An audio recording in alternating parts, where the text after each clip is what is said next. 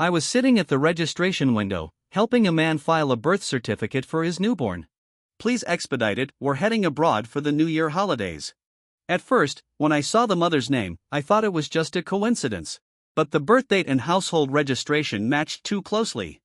I took a deep breath, trying to suppress the shock rising inside me. The mother must come in person to sign the birth certificate. 20 minutes later, the mother appeared at the window. It was none other than my wife Oriana, who was supposedly abroad studying and had always insisted on staying child-free. Chapter 1. I couldn't believe my eyes. My mind went completely blank. Oriana looked noticeably fuller than the last time I saw her, wearing a loose dress and radiating that glow only mothers seem to have. She used to treasure her long hair. If I accidentally tugged it even slightly, she'd be furious for half a day. Now, she had chopped it into a short bob just to have another man's baby. In front of me, she had always been proud and distant, like gracing me with a glance was a favor. But now, she leaned into the man's chest like a doting little wife. It was the perfect picture of happiness. We've been married for 6 years, and our intimacy was so rare you could count it on one hand. Oriana always kept her distance and made it clear she didn't want children. She was ambitious, and I understood how much pregnancy could affect a woman's career. So I chose to respect her. Last year, Oriana claimed her company was sending her abroad for 2 years of advanced training. I didn't hesitate to support her. I even sold my car to give her some living expenses. Just a few days ago, she sent me a message. Sorry, babe. I have to rush my thesis. I won't be coming back home for the new year. Looking back now, it was all part of the plan. When she finished signing and handed the paperwork through the window, she looked up right into my cold, furious eyes. Her smile vanished instantly. She spoke awkwardly, let's keep adult matters between adults. Don't drag the child into this. This is a public space. Whatever you have to say, say it at home. So she did know how disgraceful this whole thing was. Seeing the line of people behind her, I swallowed my rage and shoved the birth certificate at her. When I got home and opened the door, Oriana and that man were sitting on the couch waiting for me. As soon as she saw me, Oriana lit up and grabbed my arm, pulling me toward the dining table. She quickly brought out a steaming bowl of beef brisket soup. I spent hours making this. Try it. If you like it, I'll make it every day. All the years I'd known Oriana, she'd never once cooked for me. In the past, I would have treated this bowl of soup like a rare gift and finished every drop. But now, my stomach churned. I wanted to dump it out. Seeing me frozen, Oriana tried to sweet-talk me with a flirty smile. Nothing happened between Dominic and me. The child was conceived through IVF. He's sick and didn't want his parents to have regrets, so I agreed to be the surrogate. My heart skipped a beat. Dominic. That was Oriana's high school crush, the one she could never have. No wonder she broke her vow and chose to bear a child. She wanted to win over her dream guy. I looked over. Dominic sat calmly on the couch, his gaze flashing with a hint of provocation. My hands clenched into fists on instinct. Oriana leaned close to my ear and whispered coquettishly. Just think, if you agree to be the godfather, you'll gain a son for free. Everyone wins. She really had it all figured out. Turns out, Oriana never hated children, she just didn't want to have my child. Disgust surged through me. I shoved her head off my shoulder with force. She stumbled and immediately snapped, her face twisting with anger. Marcel, I'm already apologizing humbly, what more do you want? Don't act like some poor victim. It's my body. You don't get to control my reproductive choices.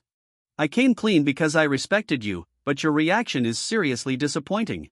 The living room fell silent. The air itself seemed frozen.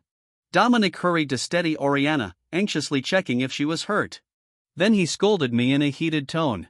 Some man you are blowing up at your own wife like that. Pathetic. Oriana clung to him like a wounded bird, gazing up with teary affection. Even now, they couldn't resist putting on a show in front of me. Bang.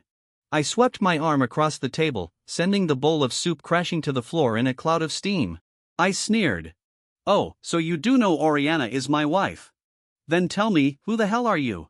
Her boy toy? The homewrecker? Or the scumbag who used her as a surrogate? Chapter 2. Dominic's face turned deathly pale. He clutched his mouth and started coughing violently. Seeing her beloved god-tier crush coughing like that, Oriana couldn't take it. Without a word, she rushed to shield Dominic behind her and pointed at my nose, yelling, "Marcel, can you speak like a normal person?" I chose to have Dominic's baby stop barking like a mad dog. And as if that wasn't enough, she added, "Didn't Buddha say that saving one life is more virtuous than building a 7-story pagoda? Aren't you afraid of going to hell for acting like this?" Just to defend Dominic, the woman who didn't even believe in God suddenly invoked Buddha and even cursed me to hell. A bitter taste welled up in my throat. My wife had another man's child, and somehow I was the villain. In Oriana's eyes, I should be endlessly grateful just for the chance to marry her, never asking for anything more. Backed by my love for her, she had long grown arrogant, spoiled and entitled. She always twisted things to make herself the victim. But when all was said and done, I had only myself to blame. I had been pitiful and foolish. Oriana gently patted Dominic's back, eyes filled with worry. I glanced at him, he sipped from his cup with delicate ease, lips curving into a subtle smug smile. At that moment, everything felt like a joke. I stood up and headed toward the bedroom. On the way, my foot landed on the broken porcelain shards from the bowl I'd shattered earlier. Bright red blood soaked into my white sock, but I didn't feel a thing. I opened a drawer, pulled out an old box of cigarettes, and lit one. Oriana always hated the smell of smoke. This pack had been sitting untouched for years. I took a deep drag. The bitter smoke swirled in my lungs, as if it could somehow dull the ache in my heart. The nicotine numbed my nerves, helping me hold back the rage. Without it, I was afraid I'd do something truly reckless. So I just sat there in silence, letting those two carry on their cozy little love story outside. Suddenly, the door burst open. Oriana walked in, frowning and covering her nose. She snatched the cigarette from my hand and threw it into the toilet. "Who said you could smoke? Don't you know I hate the smell? You're doing this on purpose, aren't you? No wonder Dominic's coughing so much, it's all your fault." Her words almost made me laugh. She could even blame this on me. Before I could respond, Dominic deliberately coughed a few more times and said in a peacemaker's tone, "Ori, don't be mad. It's fine. I can handle a little coughing." The moment he spoke, Oriana looked even more heartbroken. She rushed to open the windows and air the place out. Then she grabbed a bag from the couch, carefully poured out a few pills, and handed Dominic a glass of water to take them. That kind of tenderness, I'd never seen it from her, not once. A sharp pain shot up from my foot. I looked down and saw the wound was bleeding again. Limping slightly, I walked out, grabbed my car keys, and headed for the door to get stitches at the hospital. Just then, Oriana's voice rang out behind me, dripping with contempt. "Marcel, stop acting like a drama queen. Dominic is actually sick, and you're here throwing jealous fits. Have some empathy. He's been taking care of me all year. What's wrong with me taking care of him now?" My hand froze on the doorknob. I turned around and locked eyes with her. "By that logic, I should be thanking him," I said coldly. "For knocking up my wife." That hit a nerve. As if marrying me had been the biggest stain on her life, Oriana completely lost it. She stormed over and started hitting me, punching and slapping with no restraint. Still not satisfied, she raised her stiletto heel and stomped hard on the most vulnerable part of my foot. Ah! My scream shook the air, the searing pain shooting through every nerve in my body. Over the years, whenever Oriana got upset, she never hesitated to hit me, no matter the time or place. Now, after hearing me insult Dominic again, she was beyond furious. She crossed her arms and stared coldly at me curled up on the floor in pain. "Marcel," she said, "I expect you to treat Dominic with respect from now on. So what if I had a baby for him? It's just a womb rental, why are you being so dramatic?" Chapter 3. Half an hour after arriving at the hospital, I got 10 stitches in the sole of my foot and was diagnosed with 2 broken toes. For 3 days in the hospital, Oriana didn't call even once. Before I even opened the door at home, I heard the sound of a baby crying. As I stepped into the house, what greeted me was a picture-perfect family of 3. Oriana turned to look at me, her smile freezing mid-expression. "Oh, you still remember this is your home? I thought you'd died somewhere." Dominic walked up with the baby in his arms, smiling as he introduced. "Sweetie, this is your godfather. When you grow up, you need to thank him properly." He dragged out that last sentence, his smugness practically dripping from every word. I glanced at the baby. The features were practically a carbon copy of Oriana's. I said nothing, just stared at Oriana. She looked unbothered, even annoyed. You didn't spend a dime or lift a finger, yet you're still acting like a victim. If it weren't for Dominic, you'd probably rot in a nursing home with no one to send you off when you die.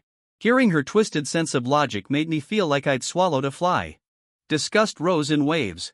She was the one who insisted on staying child-free. How was this suddenly my fault? Without a word, Dominic shoved the baby into my arms. Come on, let Godfather hold you. We're all one big family now, aren't we? Idiot. I reached out to push him away, but he mistook it as me accepting the baby. As the baby slipped downward, Oriana lunged forward just in time to catch him. The baby burst into loud wails, while I hit the floor groaning in pain. Oriana let out a breath of relief, then turned to me in fury. You heartless bastard. It's just a baby, were you really trying to kill him? If anything happens to my son, I swear I won't let you off. I sat on the ground in cold sweat, clutching my throbbing foot. Oriana didn't even spare me a glance. She was busy doting on the child she had with another man. And for the first time, I felt relieved. Thank God we never had a child together. If she hated me so much, how could I ever expect her to love my child? This kind of rejection and pain, I'd rather bear it alone than involve an innocent life. I dragged my injured leg into the bedroom, refusing to face the disgusting couple outside. Lying in bed, I mindlessly scrolled through social media.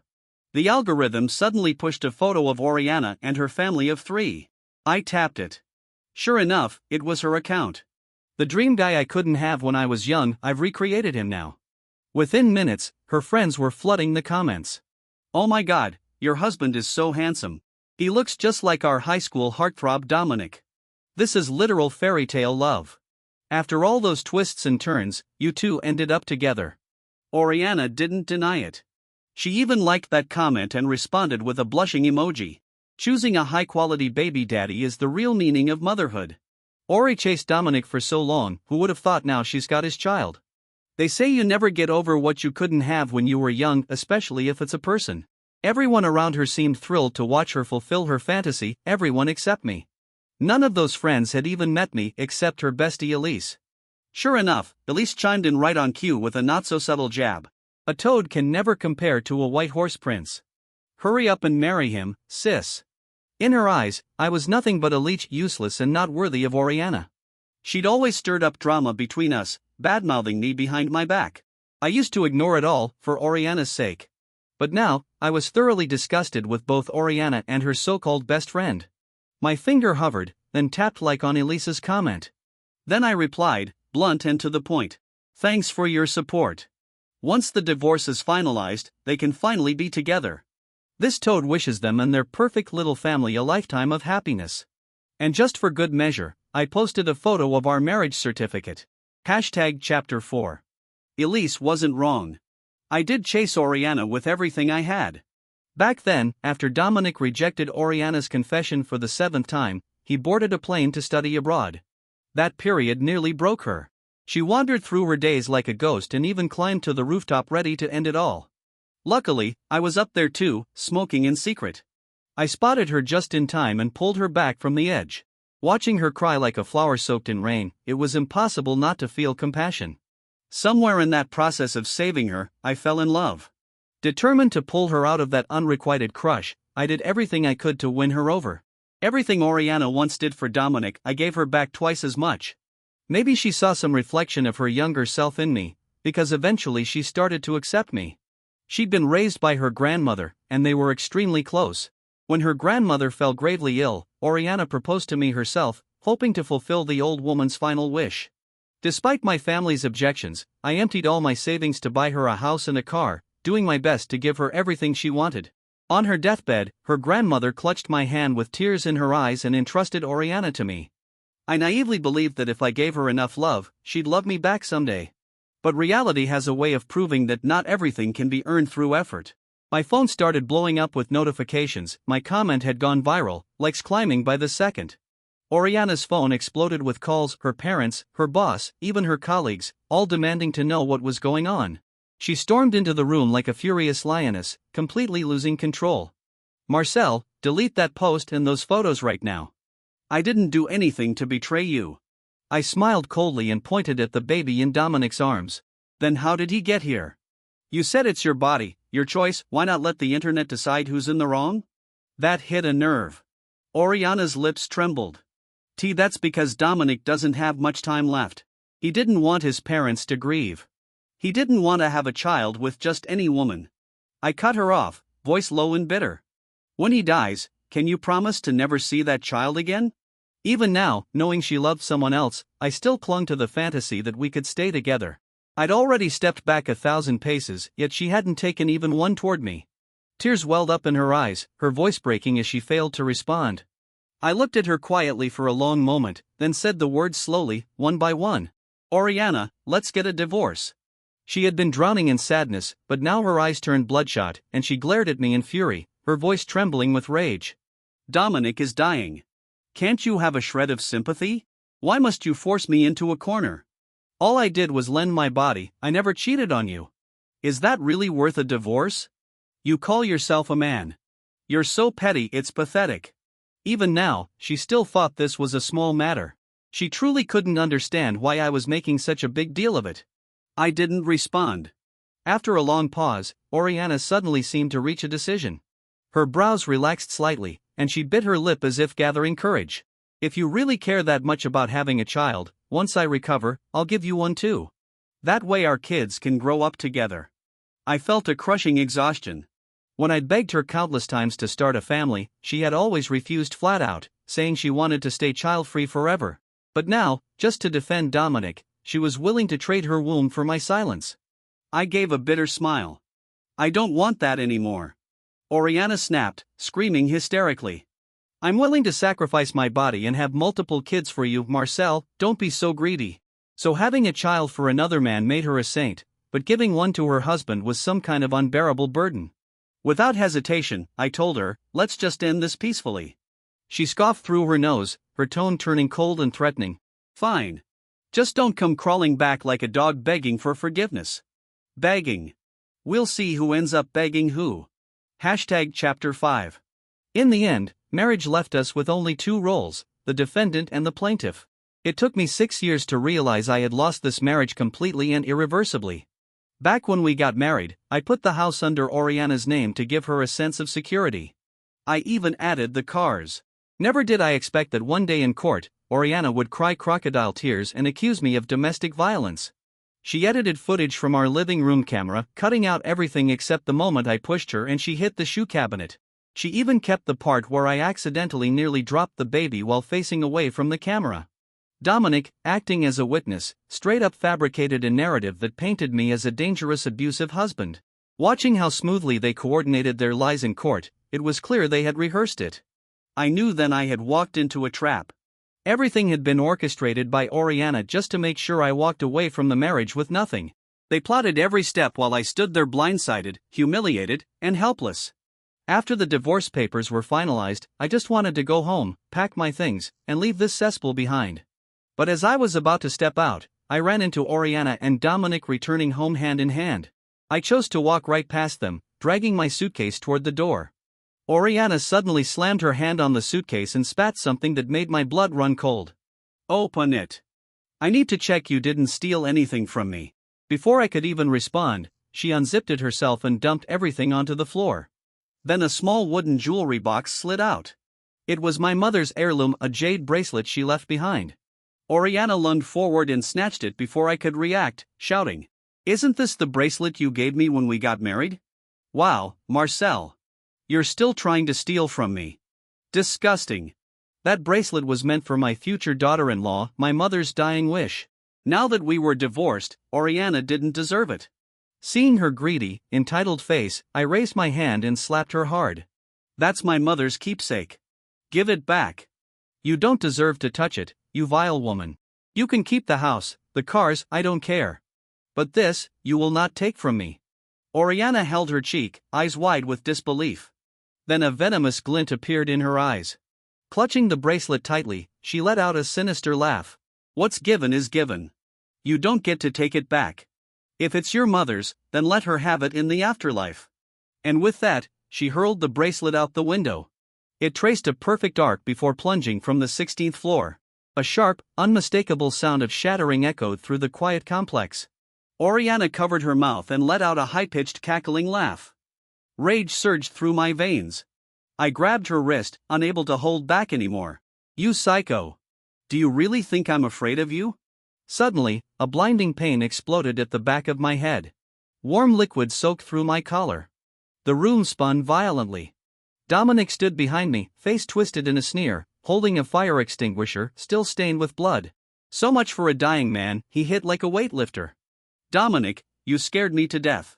The look in his eyes, he was going to kill me. Oriana dove into Dominic's arms like a startled rabbit, faking tears and clinging to him as though she were the victim. I held my throbbing head, while rising in my throat, and collapsed onto the floor gasping for breath. Dominic shook his head slowly, his gaze dripping with scorn. What are you scared of? Guys like him, nothing but bark and no bite. If he keeps pushing, I'll just smash his skull next time. Let him reunite with his dead mommy. Their laughter rang in my ears, followed by the deafening slam of the door. Just before I passed out, I saw a slender figure rushing over. It was the new neighbor from next door. She knelt beside me, stopping the bleeding and dialing for an ambulance. Don't fall asleep. The ambulance is almost here. Just hang in there. Her voice was like music, gently pulling me back from the edge of death. After surgery, I stared at the medical bill in silence and had no choice but to call my older brother. His furious yelling exploded through the speaker. You deserve it. That manipulative witch never loved you. You gave up the entire Chan group for her. I should have taken you to get your head checked. He wasn't wrong. I had brought this on myself. Back then, to accept Oriana's sudden marriage proposal, I cancelled the family-arranged engagement and gave up my status as heir. My brother had tried to talk sense into me, even uncovered proof that Oriana was still in close contact with Dominic. But I, love-drunk and delusional, ignored it all, boasting that I'd make her fall in love with me. And now, beaten half to death, broke, and without even enough money for hospital bills. I get it now, big bro. From now on, I'll do whatever you say. Good. Then get back here and your place as heir will be waiting. Chapter 6. I saw Oriana again 3 months later at a real estate sales center. She was clinging sweetly to Dominic's arm, whispering with him in front of a housing model display. When Oriana looked up and saw me, her face stiffened noticeably, and she quickly averted her gaze. Dominic noticed the shift in her demeanor and turned, locking eyes with me. Well. Couldn't hold your job at the certificate office, so now you're selling real estate, he smirked. With that sharp tongue of yours, you'd starve to death as a salesperson. All bark, no charm. Funny, he used to look like he was dying. Now he looked healthier than ever, with a glow on his face and a bounce in his step. Oriana let out a fake little cough, then said in a condescending tone. We're looking to upgrade to a bigger place. Got anything to recommend? That one made me laugh. I was just doing a routine inspection, and they mistook me for a sales agent. I let out a cold chuckle and couldn't be bothered to respond. I walked right past them. But Oriana grabbed the corner of my jacket, her expression sour. I was trying to be nice and let you earn a commission. Don't be so ungrateful. All your cards got cancelled, remember? Don't be stupid about money. I had cancelled those cards because she'd linked them to her shopping accounts. Watching those endless luxury purchases ping my phone while I worked my ass off was infuriating. She was spending my hard-earned money to support another man and their illegitimate child. And now, the woman who once pushed me off a cliff came back pretending to throw me a rope. I curled my lips into a smile and said calmly, "This is a luxury villa district. You don't just buy in because you want to. If you're paying with your own money, good luck. That mortgage interest isn't pocket change." Dominic didn't have a job due to his so-called illness. Oriana was covering all their expenses. Living off her obsession, he got free meals, free rent, and even a son handed to him on a silver platter. My words cut to the heart of it, mocking him for being a freeloading parasite. His face darkened instantly, storm clouds gathering in his eyes. Oriana stiffened, then erupted with hostility. Who do you think you are, looking down on people like that? Don't project your failures onto us. I will be buying this house. Dominic needs a place with lots of greenery and good air. It's for his health. Dominic looked at her with a smile and gently tucked a loose strand of her hair behind her ear. That's when I noticed the green Submariner watch on his wrist. The memory came flooding back. Last Valentine's Day, I'd found that very watch in Oriana's bag and thought it was a gift for me. Ecstatic, I tried it on only for her to snatch it away and snap. Who said you could touch my stuff? You couldn't afford this watch even if you sold your kidney. She later claimed it was a gift for a client. Now I finally knew who the client was. I looked up with a mocking smile. Each square meter here costs 100,000 yuan. Don't embarrass yourselves trying to play rich. She took that as a major insult, her face flushing with rage. Call your manager, I'm filing a complaint. Arrogant little mutt. I tried to help you, but no fine. You want to be punished instead of praised. Her voice grew louder, laced with venom, attracting attention from all around. Soon, the sales manager came rushing over. Hello, I'm the manager here. Is there something I can help with? Oriana jabbed her finger toward me and launched into a tirade. This so-called professional has no manners at all. He insulted us, treated us with contempt, absolutely disgusting. I want a formal apology. Better yet, I want him fired. The manager turned to look at me and his expression shifted wildly. He stood stunned for a moment before finally stammering. Mr. Chan. If I'd known you were coming, I would have personally come out to welcome you. The look on Oriana and Dominic's faces twisted into something indescribable. That moment brought an indescribable rush of satisfaction. I gave a small smile, raised my hand, and gently pointed toward Oriana. Kindly escort them off the premises. And from now on, no property under the Chan Group is to have any dealings with these two. 80% of the residential projects in this city belong to the Chan Group. They would never find a better home again. Chapter 7. My secretary called to say a woman named Oriana wanted to see me. Human nature is pathetic, we only obsess over what we can't get or what we've already lost. Everything else feels disposable. Security brought her to my office door. She stood outside for a full hour before I let her in. We'd been married for 6 years, and it was always me waiting on her. It was time she tasted that same feeling. Oriana stood in front of me, her eyes dull and uncertain, voice timid. Marcel. Was it you who got me fired from the company? Now that she knew who I really was, the arrogance was gone. If this were the old Oriana, she would have charged in and slapped me without warning. Over the years, her smooth climb in the company had a lot more to do with my behind-the-scenes support than her own ability. Even though I'd given up my heir status at the time, the old connection still held weight in the business world. The help I gave her in secret only inflated her ego, made her think she was some kind of genius at her job. And now, she thought I was just a real estate agent and tried to sabotage me. Well, I figured it was only fair to return the favor. I spun the pen in my hand and looked at her sideways. I just casually mentioned something. Didn't expect your boss to be so efficient. Seems like your company might be worth considering for our next project. Her boss, after hearing my request, replied without hesitation. To work with the Chan Group, firing one person is nothing, we could scrap the whole department if needed. Oriana's eyes turned red, her shoulders trembled. She choked up. That job meant a lot to me. Dominic's sick, and I still have to raise the child. Can't you forgive me just this once? For the sake of what we used to have. The way she sobbed reminded me of the rooftop scene years ago when she tried to jump over Dominic. Even when her grandmother passed away, she hadn't cried like this. I rubbed my chin and bent down slightly, staring into her face, lowering my voice. What we used to have. You mean secretly having another man's child behind my back, smashing my mother's heirloom, or accusing me of domestic violence in court? Funny, Oriana. Just a few days without seeing me, and now you're begging like a stray dog. The once proud and untouchable Oriana reduced to this pathetic state. She was probably drowning in regret. For the first time in a long while, the pressure in my chest lifted. It was like karma had finally come full circle. Oriana stood frozen, fury in her eyes but too afraid to speak. Now she was like a toothless wolf, no matter how hard she snapped, she couldn't hurt anyone anymore. Suddenly, she let out a strange hysterical laugh. You always say I lied to you, but the truth is you lied first. You were a rich heir to the Chan Group and pretended to be poor when we got married. You never trusted me. I didn't bother explaining. There was no point anymore. Instead, I turned, pulled a stack of photos from a cabinet, and tossed them in front of her. You think Dominic didn't lie to you? Open your eyes and take a good look. The photos showed Dominic partying in a gay bar overseas, engaging in things that couldn't be unseen. I'd hired a private investigator recently, and what he found turned out to be a bonus surprise. Dominic didn't even like women. But because his family insisted on continuing the bloodline, he chose Oriana as the vessel. He played the long game, used guilt and fake illness to make her willingly offer up her womb. Once everything was in place, he planned to fake his death and return abroad to live happily ever after with his boyfriend. I hit play on a recording. Dominic's voice came through clearly, talking to his lover. To have a kid, I have to pretend to be affectionate with that woman, it's so disgusting.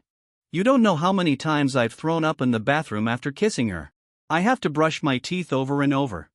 In a few days, I'll trick her into giving me more money for a fake surgery. I'll use it to buy you those limited edition sneakers. Oriana collapsed to the floor, eyes wide and hollow. She looked like a shell, an empty body robbed of its soul. The man she had loved for years had been lying to her the entire time. Chapter 8. Once I cut ties with all that toxicity, my life began to change for the better. I started clocking in at work on time every day and resumed my evening finance courses. I'd wasted too many years in a daze. Now, when it came to operations and decision-making, my brain could hardly keep up. To prepare me for succession, my older brother began assigning me all kinds of tasks. Suddenly, a cup of coffee appeared in front of me. I looked up and met Rebecca's worried gaze. Marcel Chan, your brain just got stitched up. If you push yourself like this again, what if it tears open? Funny how fate works. My neighbor who saved me that night turned out to be none other than the CFO of Chan Group. The moment she brought me a monthly financial report to sign, we instantly recognized each other. Some things are just meant to be. Rebecca had been headhunted by my brother with a generous offer. Not long after joining, she exposed several corrupt employees in the company. To outsiders, she was the definition of icy competence, decisive, no nonsense. Even my brother respected her deeply. But in front of me, she turned into a fussy, endearing girl next door. I rubbed my eyes, took a sip of the coffee, and grinned playfully. Getting to drink a cup personally brewed by Supervisor Sue. Totally worth dying from overwork. Her cheeks flushed red, and she pouted before twisting my arm gently. Such a sweet talker. Do you ever act like a CEO? I brought you lunch. Eat first, then work. She pulled out a delicate lunchbox from behind her and opened it. Inside was my favorite. Beef brisket rice. I took a bite, it was homemade. I'd often smelled this delicious aroma from outside her apartment door. Finally, I got to try it. Rebecca sat on the sofa, watching me eat with hesitant eyes. After a long silence, she finally said, I need to take some time off. I'm moving. I paused. Didn't you just move? Why so soon? Because there was a murder in the building a few days ago. It gives me the creeps. My chopsticks froze midair. Complicated emotions stirred in my chest. Not long ago, I saw messages in the neighborhood chat. Incident at Unit 1606, female owner attacked her boyfriend with a knife. Word is, his equipment got cut clean off. God, she was always cold and distant. Who knew she could be so brutal? After Oriana found out about Dominic's deception, she didn't lash out immediately. Instead, she kept taking care of him as usual, quietly, patiently. She truly believed that if she just gave enough, Dominic would change for her. That desperate devotion reminded me of how I once was with her. But Dominic didn't just take advantage of her love, he even flew his boyfriend back from abroad. While Oriana was at work, the two of them hooked up in their bed. She saw the whole thing on the live home monitor and rushed back to confront him. Instead of apologizing, Dominic shielded his lover and hit Oriana. He even screamed, "You disgusting woman! Have you looked at your body lately? I should get praised for touching you. All these years, you've been clinging to me like some obsessive simp. Anyone else would have dumped you ages ago." That was the last straw. Oriana grabbed a kitchen knife and brought it down hard. Blood gushed from Dominic's groin. He was rushed to the hospital but died from blood loss. Oriana was sentenced to 10 years for intentional assault. The child was handed over to Dominic's parents. Seeing me fall silent, Rebecca quickly lowered her voice. "I'm sorry, Marcel. I didn't mean to bring it up. I just..." Before she could finish, I interrupted her. "Have you found a new place yet?"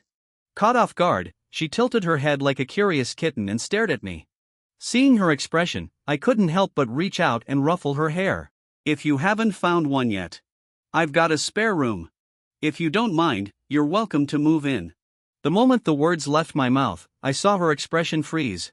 Panicking, I quickly added, "Sorry, if that makes you uncomfortable, I'll find a new place for you. I mean, you're a senior executive, we can't be careless." Rebecca paused, then a soft smile slowly spread across her face. "Who said I minded? Honestly, I was hoping you'd ask. We locked eyes, and something sparkled between us. In that moment, the quiet corners of my heart lit up again, my face grew warm. That very evening, Rebecca moved in. And the more time we spent together, the more I saw another side of her. At work, she was sharp, commanding, a true corporate powerhouse. At home, she was warm and gentle, a bright little son who loved life, loved to cook, loved to travel. With her around, my life, once stagnant and gray, was suddenly full of light and possibility. On her birthday, I knelt down with flowers in hand and confessed my feelings. Tears welled up in her eyes as she nodded through her smile. That's when I finally understood: mutual love, not one-sided devotion, is what makes a relationship worth having.